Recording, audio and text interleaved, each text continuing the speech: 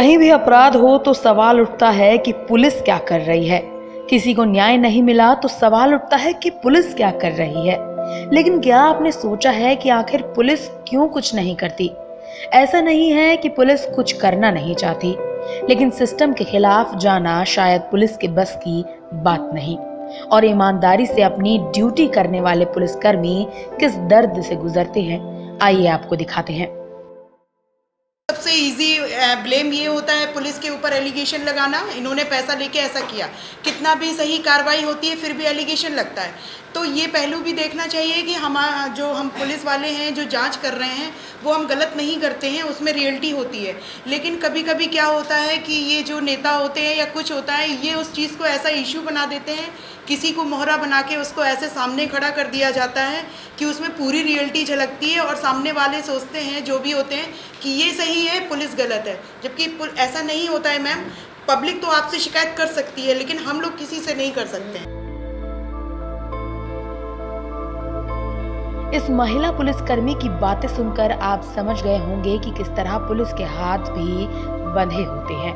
महिला पुलिसकर्मी का ये दर्द तब छलका जब उत्तर प्रदेश के महोबा में राज्य महिला आयोग की सदस्य डॉक्टर कंचन जायसवाल पहुंची और लगातार महिलाओं के प्रति बढ़ रही आपराधिक घटनाओं को लेकर पदाधिकारियों के साथ बैठक की।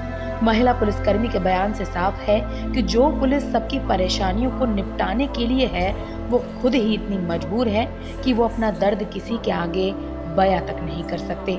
वहीं जब इस बारे में राज्य महिला आयोग के सदस्य से बात की गई तो उन्होंने महिला पुलिसकर्मी के बयान को उनकी अपनी व्यक्तिगत पीड़ा बताते हुए कहा कि ऐसा नहीं है कि पुलिसकर्मियों के वरिष्ठ अधिकारी उनकी बातें सुनने के लिए मौजूद है। देखिए, जब न्याय की बात आती है तो एक पक्षीय बात सुन के कभी भी न्याय की प्रक्रिया पूर्ण नहीं होती है। जब तक दोनों पक्षों की बात नहीं सामने आएगी, उसमें सत्यता क्या है इसकी पूरी तरीके से मॉनिटरिंग, पूरी तरीके से इसकी जांच नहीं होगी, तब तक निर्णय सामने नहीं आता है। महिला थानाध्यक्ष ने जो बात अपनी कही वो उनकी अपनी व्यक्तिगत पीड़ा हो सकती है, लेकिन ऐसा कहीं नहीं आता है। पुलिस अधिकारियों का भी ऊपर सरकार पूरा ध्यान रखती हैगी और अनावश्यक रूप से तो कोई भी अपनी शक्ति का प्रयोग नहीं कर सकता है। ये बात आप भी जानते हैं, संविधान में भी बात लिखी हुई हैगी। अब इस पूरे मामले में सच कौन बोल रहा है? क्या सच में पुलिसकर्मियों को नेता उनकी ड्यूटी करने से रोकते हैं? और अगर ऐसा है तो क्यों अधिकारी अपने ही पुलिस का साथ नहीं देते? महिला पुलिसकर्मी के बयान सुनकर सिस्टम पर कई सवाल खड़े हो रहे हैं। महोबा से आकांक्षा शुक्ला की रिपोर्ट।